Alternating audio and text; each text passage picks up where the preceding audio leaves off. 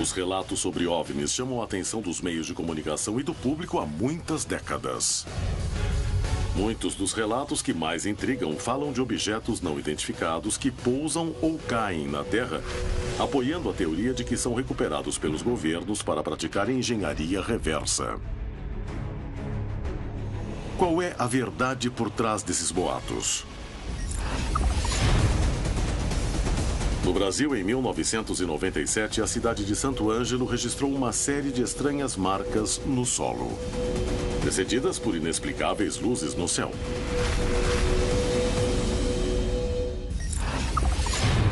Em Taquarembó, no Uruguai, um investigador parte em busca da verdade sobre um objeto que caiu em Achar, em 1973, deixando marcas e material que foi analisado por órgãos públicos da Argentina. O que realmente caiu? No México, em 2013, todo o povoado de Iximú viu um objeto passar a baixa altitude que logo se chocou contra o solo. Um grupo de moradores foi até o local para averiguar o que tinha acontecido.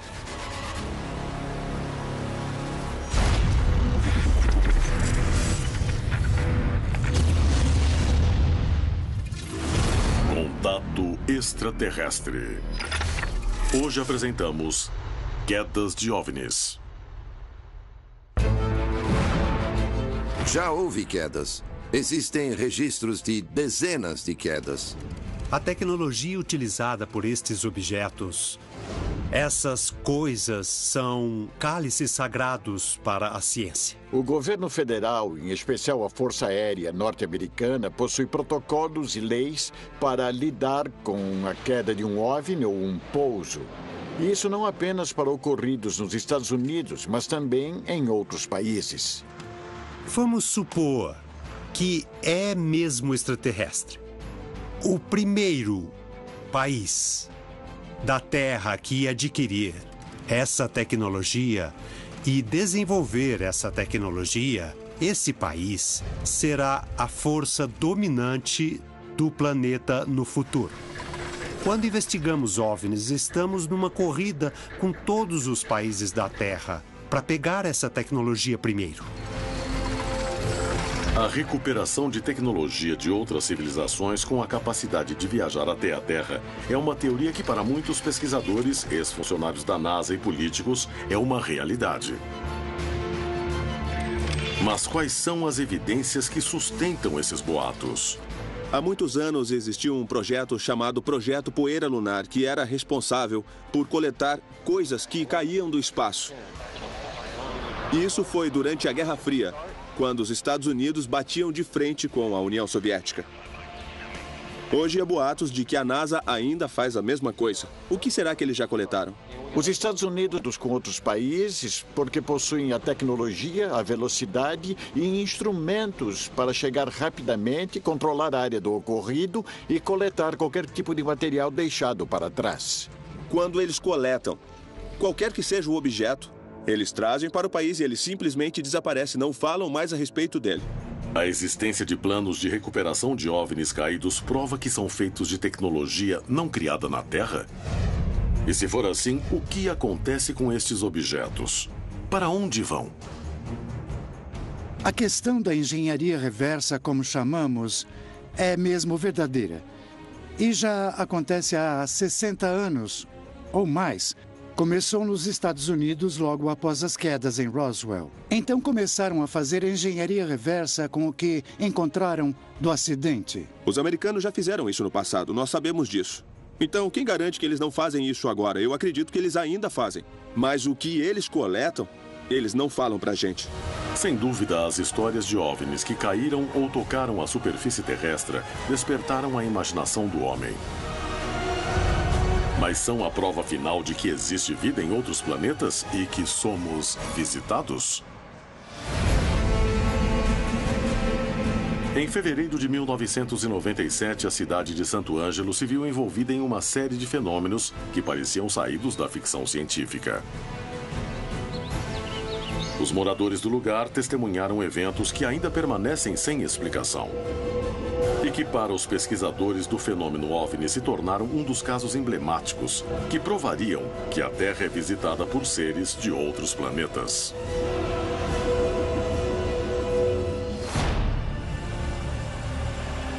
Arno chegava ao trabalho em um frigorífico. Uma manhã de rotina estava prestes a transformá-lo em uma testemunha-chave dos eventos que aconteciam na região. E como eu sempre levantava às 4 horas da manhã, eu teria que vir abrir o frigorífico para receber os caminhão, para descarregar os frangos que vinham. Naquele intervalo eu cheguei com o alto e parei, então eu vi que o milho, geralmente quando tu para o alto na frente do milho da fábrica, né, tinha aquele clarão. Quando Arno parou seu automóvel, notou algo estranho na plantação de milho e decidiu investigar antes de entrar no frigorífico. E aí eu digo, mas o que é isso? Levantei, dei luz alta no alto, assim, eu vi aquele, exatamente no milho, foi amassado, queimado, redondo, como se eu pegasse uma tampa de panela, assim, grandona, e amassasse. Ele conhecia a região e o local onde trabalhava há muitos anos, mas nunca tinha visto algo semelhante. Liguei tudo, desci e fui olhar. Digo, pô, mas algum animal escapou lá debaixo e veio, né? Não, era redondo aquilo amassado. Ao ver as marcas estranhas, Arno começou a caminhar, buscando uma explicação lógica. No entanto, não iria encontrá-la nesta madrugada. Aí eu caminhei mais adiante, eu fui ver, né, que os milho amassados, e aí tinha umas partes que pegavam na terra, e apareciam as pegadas, assim, passos, assim, com intervalo de, acredito, não dava meio metros de distância, um pé do outro, né? Que eram dois pés que caminhavam e afundavam na terra fofa, acho que eram pesados, e tinha 3 dedos largos. Vários tinha ali.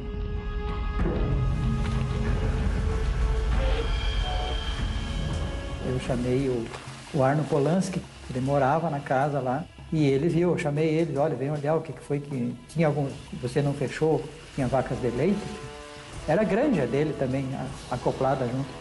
Eu digo, mas vocês deixaram escapar as vacas que vieram comer e tal, o que é isso aí? Diz, mas seu Arno, mas como que vai ser os animais que escaparam? Estão tudo lá presos, ninguém, não tem cerca arrebentada, não tem nada. E como é que as vacas vêm ver comer, amassar tudo direitinho, amassado, redondinho assim, e comer e deixar tudo? Não. Os dois perceberam que não podia ser algo feito pelo gado. E logo adiante de 100 metros, vamos lá que tem outro que desceu lá e amassou os milhos, a plantação. E lá na minha terra também. Arno viu as marcas estranhas e não encontrou nenhuma explicação. Ele voltou às suas tarefas, mas houve outro acontecimento estranho ao anoitecer, depois de um dia de aparente calma. No escurecer, no cair da noite, assim, o Solange entrou correndo dentro do escritório, né? Seu Arno, o senhor corre para fora que tem um disco voador aí. Eu estava no telefone, tinha terminado de falar com os fornecedores em Santa Catarina, então eu um pouquinho estava desconcentrado, e a mulher me chamava e tal, daí eu atendi rápido, pedi para ele aguardar um pouco, que eu fui dizer para ela, eu comecei a rir. Acredito eu hoje, entendo eu hoje, que aquilo é um momento único e raro, né? Eles queriam que eu visse também. Solange saiu da sala de Arno e ele continuou trabalhando sem fazer uma associação com o que tinha visto de manhã. E naquilo entrou de novo daí, a pessoa correndo, seu Arno, corre aqui porque o senhor vai ver uma coisa que eu acho que nunca mais vai esquecer. E aí eu levantei e saí para fora, para ver. Levantei ligeiro e fui lá, porque daí eu também fiquei curioso, nervoso, sei lá. Eu digo, pô, vou ter que ver pela segunda vez. E quando eu desci as escadas, que eu dobrei a fábrica assim, eu olhei para cima, aí eu perdi a voz. Eu vi 3 objetos grandes, metálicos. Acredito eu que o que me chamou mais a atenção, eles não estavam muito baixos, estavam a uma certa altura, e grandes, cinzentos, uma cinza escura, enormes.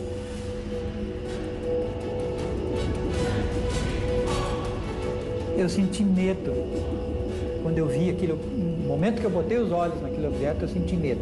Porque eu já tinha um certo conhecimento e tinha ouvido falar, lido, ouvido, estudado, mas não acreditava. Eu senti medo. o que aquilo poderia atirar, sei lá, fazer, né? Senti medo, tanto é que eu senti medo que eu tenho aquela sensação de que o coração ia sair pela boca. Medo mesmo, sabe? A luz se aproximava cada vez mais da Terra e os moradores de Santo Ângelo estavam prestes a viver a noite mais extraordinária de suas vidas. No entanto, Santo Ângelo não tinha sido o único lugar onde essas luzes estranhas se aproximaram da Terra. Em outras regiões, tinham até mesmo tocado o solo.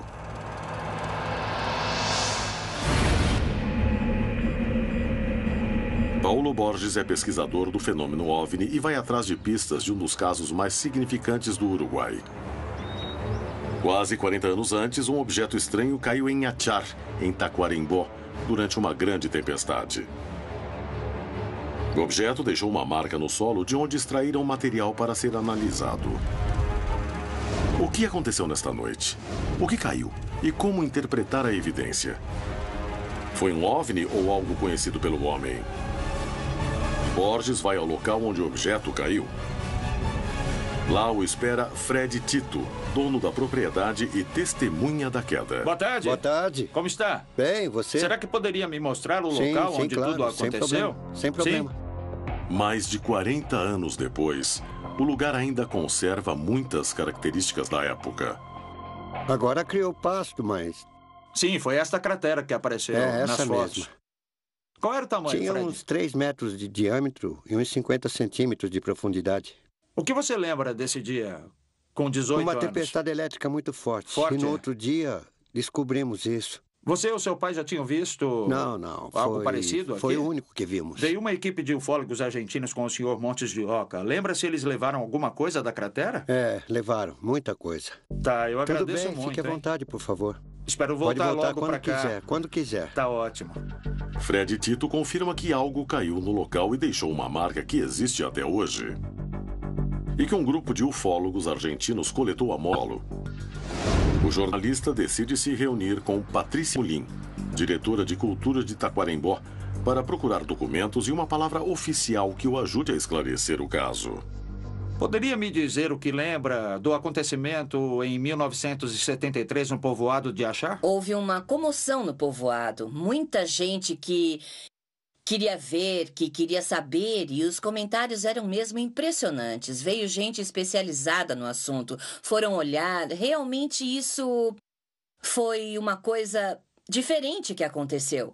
Pensaram que eram extraterrestres, que eram mesmo objetos voadores não identificados, e o assunto girou em volta disso. E será que existe alguma possibilidade de ver o arquivo municipal que vocês têm aqui? É claro, estamos sempre às ordens.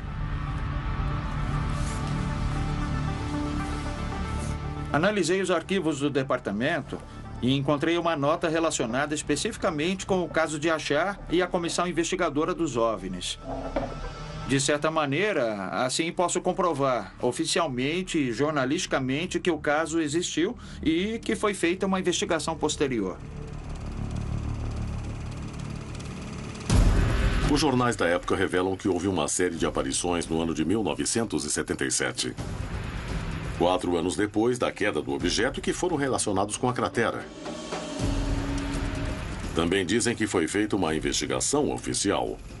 O próximo passo será seguir as pistas para saber se existem evidências que possam confirmar que uma nave extraterrestre caiu no Uruguai na década de 1970.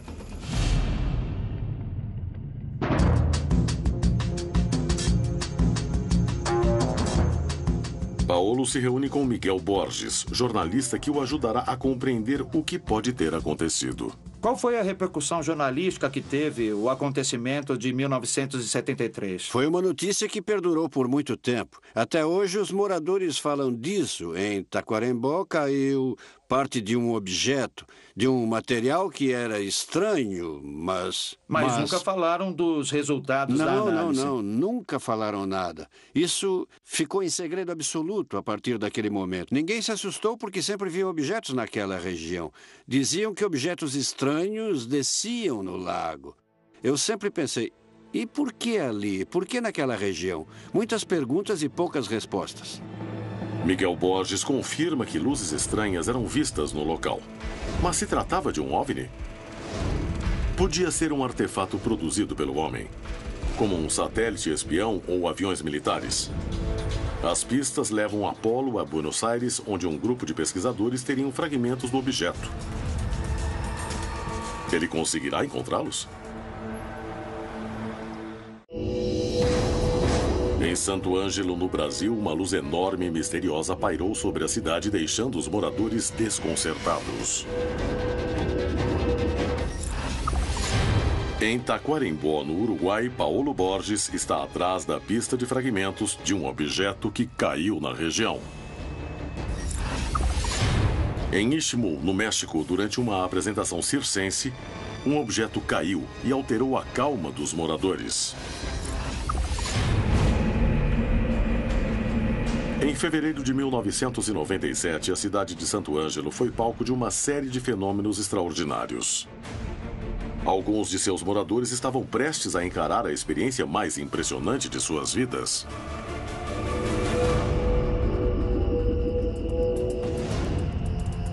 A noite de 25 de fevereiro de 1997 não seria uma noite comum na tranquila cidade de Santo Ângelo. Enquanto os moradores aproveitavam as horas de descanso, algo muito estranho estava se formando no céu. O Biratã tinha saído de casa para aproveitar a brisa de uma noite de verão. No entanto, uma situação comum em todas as partes da América Latina logo se tornaria uma experiência extraordinária. Logo que escureceu, toda a família tem o hábito depois da janta, sentar fora de casa, era calor. Estava todo mundo sentado, reunido, conversando como sempre, e de repente estou tipo um zunido assim, sabe, forte. O barulho chamou a atenção dos animais e dos moradores. Wanda logo se tornaria uma testemunha-chave do estranho evento que agitaria a comunidade. Estava dentro da casa e os cachorros acuavam. E aquele barulho, daí eu corri para fora e vinha aquele balão por cima de nós. Parada na porta da casa, ela não podia acreditar no que via. A paisagem havia se tornado completamente ameaçadora. Se deparou com aquilo assim, que tinha várias árvores grandes, assim, né, sabe? E daí, por cima daquelas árvores, se deparou com um diâmetro muito grande, bem redondo. Gritei porque se assustei, digo, meu Deus, o que é isso? Criancinha, eu me assustei porque achei que, digo, é guerra. Então todo mundo ficou, assim, vamos dizer assim, surpreso com aquilo, com um fato, uma coisa que nunca tinha acontecido. Nunca vi uma coisa dessas. Daí é que veio aquele ronco, tipo de uma moto, uma lenta, um barulho assim. Daí vinha-se por cima de nós. Wanda e o Biratã contemplavam a cena de terror e notaram que o objeto se aproximava cada vez mais rápido. A mulher entrou em pânico e começou a chamar a família. Digo, correm aqui porque tem uma coisa diferente ali. Não sei se estão dando tiro, balão, não sei o quê. Os familiares de Wanda demoraram para sair para ver por que ela gritava. Estava completamente assustada e olhando para o céu. Aí, quando eles saíram, já não tinha mais. O Biratã logo percebeu que o que tinha acabado de ver fugia de toda normalidade.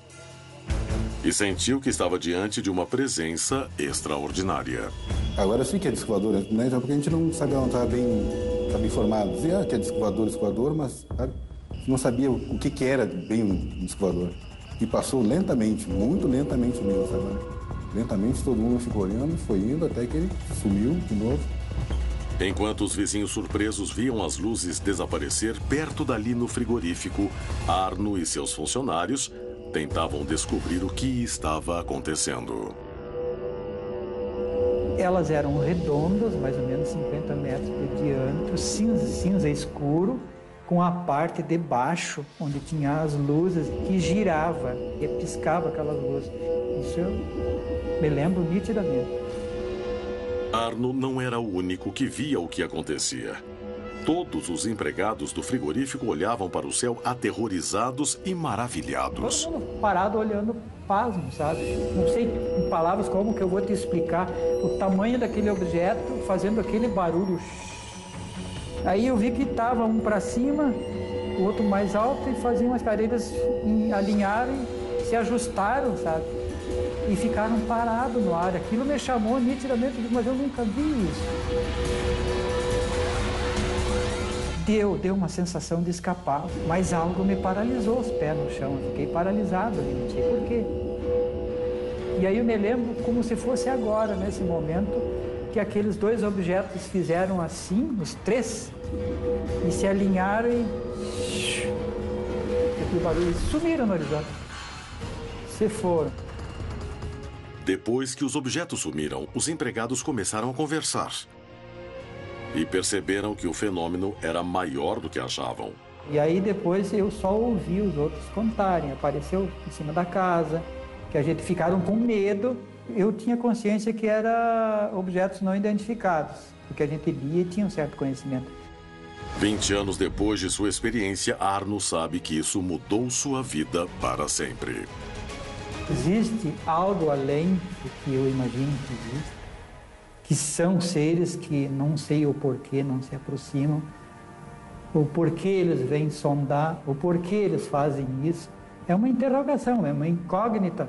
Nós, como humanos, tentar dizer algo sobre eles, mas que são reais, são. Isso não tenho dúvida nenhuma. São reais. As marcas no solo tinham relação com as aparições das duas noites?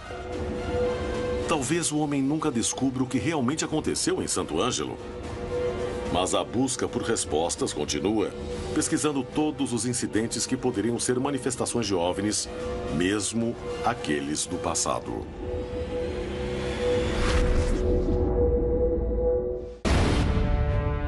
A América Latina é um continente com uma enorme riqueza arqueológica.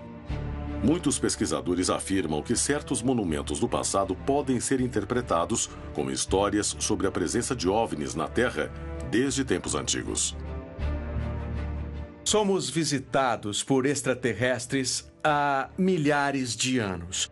E podemos provar isso olhando todas as diferentes evidências que nós temos, como referências textuais, pinturas e monumentos gigantes que foram erguidos em algum momento do passado com a ajuda direta de extraterrestres. A tumba de Pakal, rei de Palenque, foi encontrada há 60 anos. De origem maia, este rei supostamente viveu no ano de 600 depois de Cristo. Os pesquisadores que afirmam que os povos da antiguidade foram visitados por seres de outro planeta dizem que a tampa da tumba de Pakal revela que se trata de uma nave espacial. Poderia ser verdade? Ou se trata de um erro de interpretação? Há elementos obviamente ligados ao céu, como algumas partes do contorno, onde existem esses quadros, esses retângulos. E cada um é um símbolo que representa algum objeto do céu. Este aqui, obviamente, é o marco celeste. Pakal está numa posição curvada.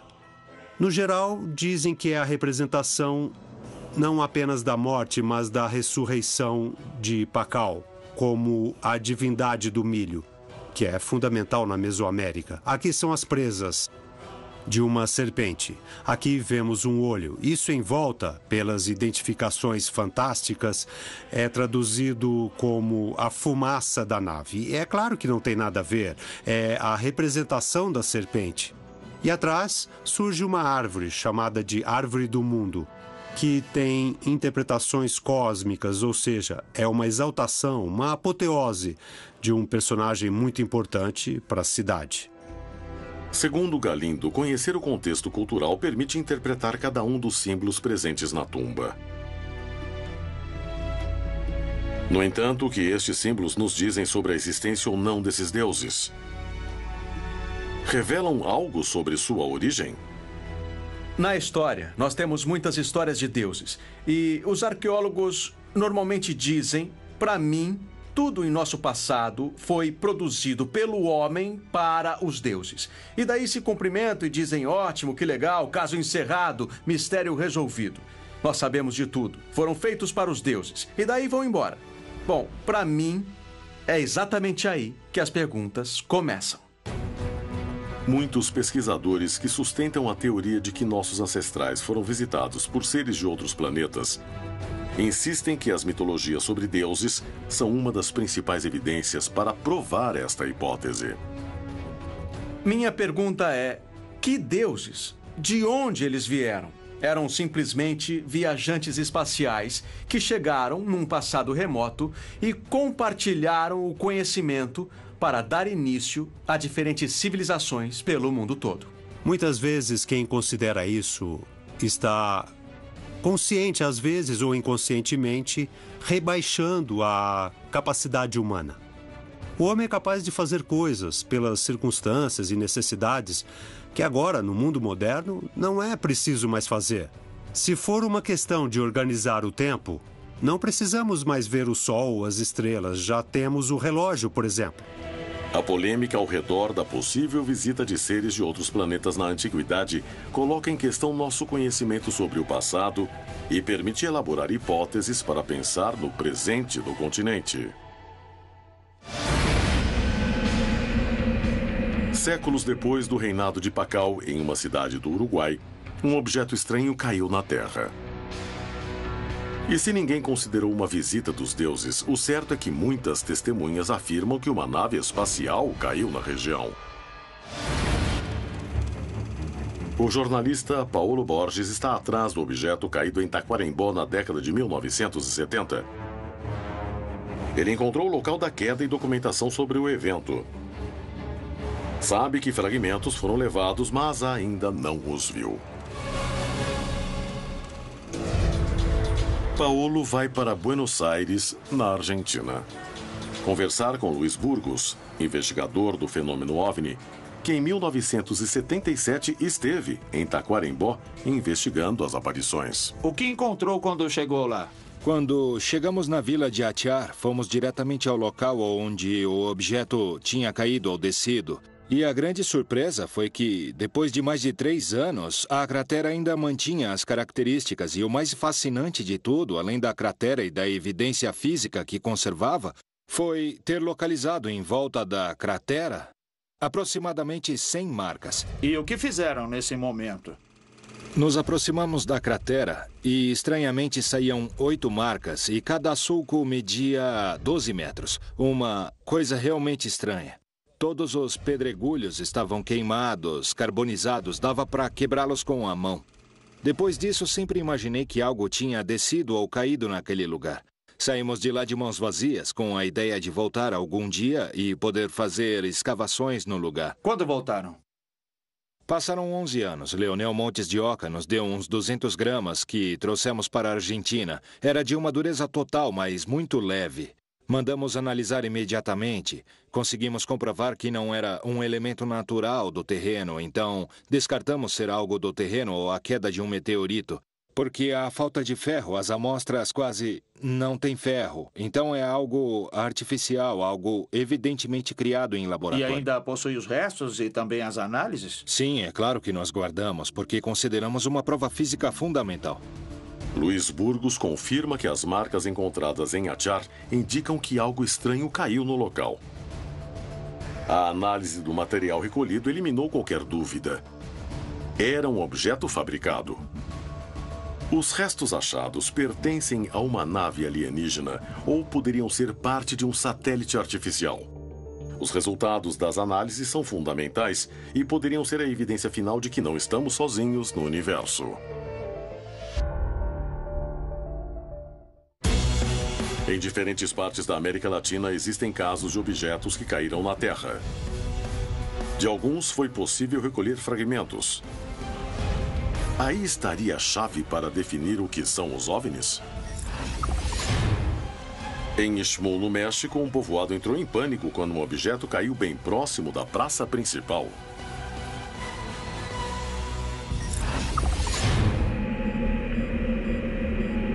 Paulo Paulo Borges investiga um dos casos mais importantes e bem guardados do Uruguai.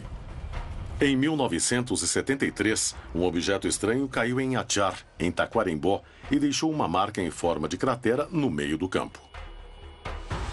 Paulo foi até Buenos Aires para entrevistar Luiz Burgos, especialista no fenômeno OVNI, que foi até o local investigar o que tinha acontecido e como o evento de 1973 se relacionava com as luzes vistas no céu em 1977.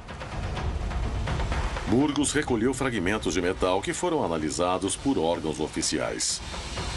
O que os resultados mostraram? Pode ver que tem essa espécie de bolhas.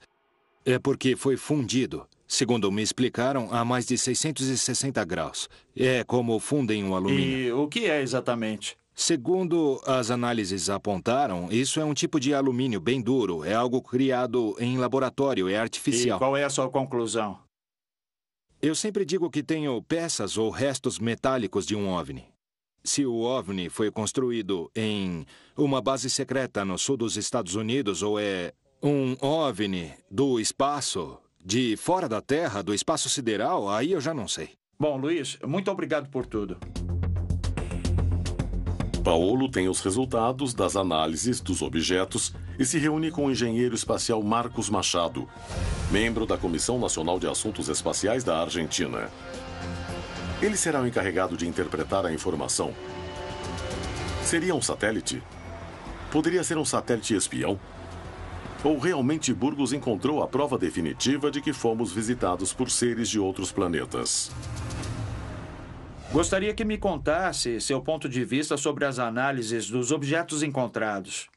Existem os mesmos elementos químicos na Terra, no Sol, em Marte, em Júpiter, ou seja, os elementos químicos são os mesmos em todo o universo. As opções que temos são um pedaço de satélite artificial que caiu ou um meteorito. A composição desses destroços que encontraram naquela cratera que se formou são muito similares a coisas feitas pelo ser humano. Sabemos mais ou menos a composição de um meteorito, em média. E não é uma coisa somente formada por 80 e tanto por cento de alumínio. Então, restaria ser um satélite artificial. Pode ser um satélite espião, por exemplo. E como descartamos a possibilidade de ter sido um satélite? Não é tão fácil saber quando e onde cai um satélite. A menos que se pesquise em uma base de dados que não é aberta de um órgão da Força Aérea dos Estados Unidos. Se chama NORAD, que registra todos os objetos na órbita da Terra de um certo tamanho, de até meio metro ou menos, inclusive. Eu pesquisei. E não há nenhum registro de um satélite que tenha caído na região do Uruguai. Mas a informação não é pública, por isso a dúvida sempre vai existir. E o que o senhor pensa dos objetos analisados? Eu me inclinaria a pensar que são objetos feitos pela mão do homem. E muito provavelmente é um satélite artificial, porque caem muitos satélites que não são registrados. Do meu ponto de vista, considero um objeto feito pela mão do homem. Se foi um satélite, por que não estava registrado pelo NORAD, o organismo que controla a atmosfera terrestre? Será que se tratava de um satélite espião? No entanto, como explicar o formato da cratera? E a aparição de luzes estranhas na região?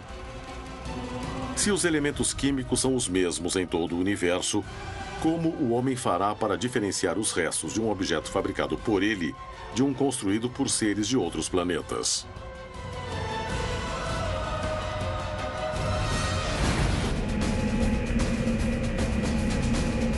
Em 22 de setembro de 2013, a tranquila cidade de Istmul, em Yucatán, no México, se preparava para uma noite diferente. Um circo tinha sido montado na praça principal e os moradores foram ver de perto. Porém, não imaginavam que o mais surpreendente que veriam esta noite estaria no céu e não entre as atrações circenses.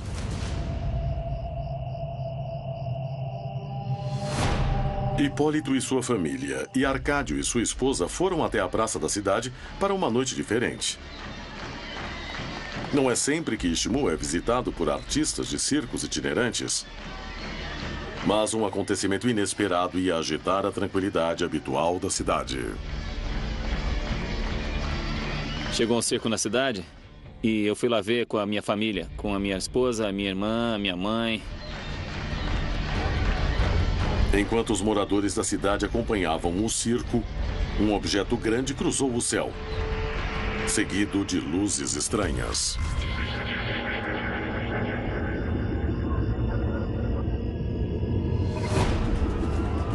Aí eu olhei para trás e eu vi que o céu estava iluminado com alguma coisa lá em cima.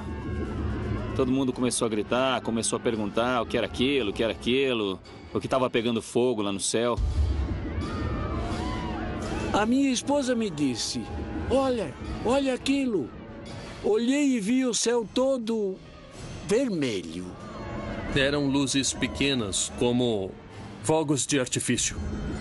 Segundo os moradores, a estranha aparição do objeto foi seguida por algo ainda mais incrível. Todos foram tomados por uma histeria coletiva e começaram a suspeitar que o pior ainda estava por vir. As luzes começaram a piscar e daí apagaram. E a cidade ficou toda sem luz, ficou tudo no escuro e por isso também sentimos muito medo. Não sabíamos o que era e naquela hora muita gente se assustou. Ficamos com medo porque nós não sabíamos o que era. Até meu pai ficou com medo. Ele começou a pensar no que é que ia acontecer.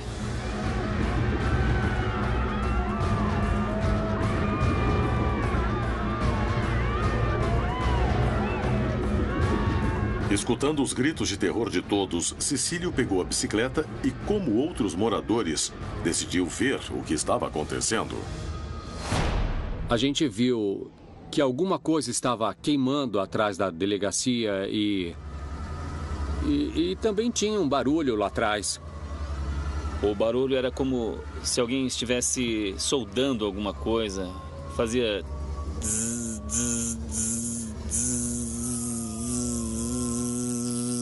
Era um barulho contínuo. Os rapazes disseram, vamos lá ver o que é, vamos. Eu falei para não irem porque podia ser uma bomba. E aí eles foram, assim mesmo eles foram. Fomos para lá na hora para ver o que tinha caído. A tarefa era muito difícil. Tinham que entrar na selva, na escuridão total. Quando a gente chegou lá, a gente não entendeu direito de onde vinha o barulho. A gente viu que tinha uma clareira no monte.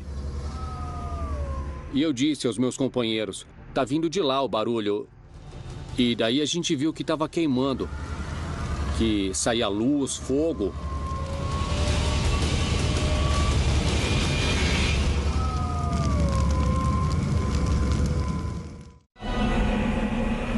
Em 22 de setembro de 2013, uma luz estranha cruzou o céu da cidade de Istmo, em Yucatán, no México, causando pânico na população. Um grupo de homens deixou de lado o perigo que podiam correr e decidiu se aproximar do local.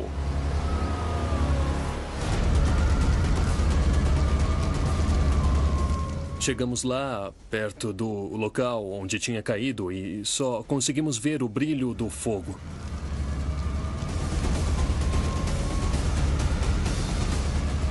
Bom, lá tinha uns cabos que pareciam de alta tensão. E a gente chegou perto, uns 20 metros, porque não dava para chegar mais perto. A escuridão impedia que vissem o que estava acontecendo. E não podiam encostar nos cabos de alta tensão. Por fim, foram embora para esperar amanhecer, para ver melhor o que era aquilo.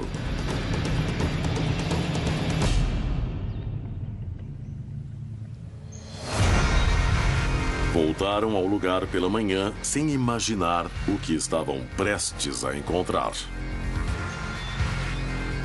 Quando amanheceu, nós conseguimos ir até lá e ver de perto o que tinha caído ali.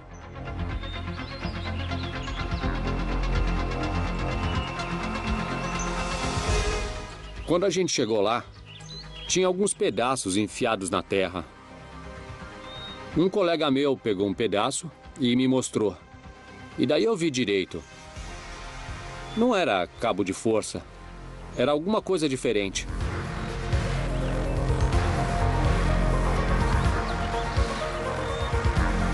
Os moradores pegaram várias amostras do objeto enigmático.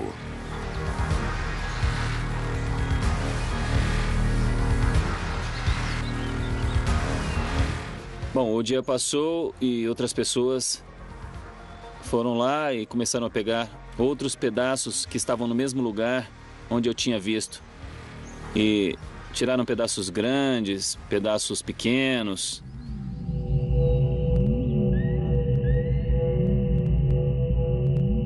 Nós guardamos na delegacia para que não levassem nenhum pedaço. Nós cuidamos e até hoje estão na delegacia. Apesar de ter recolhido os fragmentos do objeto caído durante a noite de setembro, nenhum dos vizinhos que presenciou o fato pode dar uma explicação ao estranho fenômeno que mudou para sempre a história da cidade.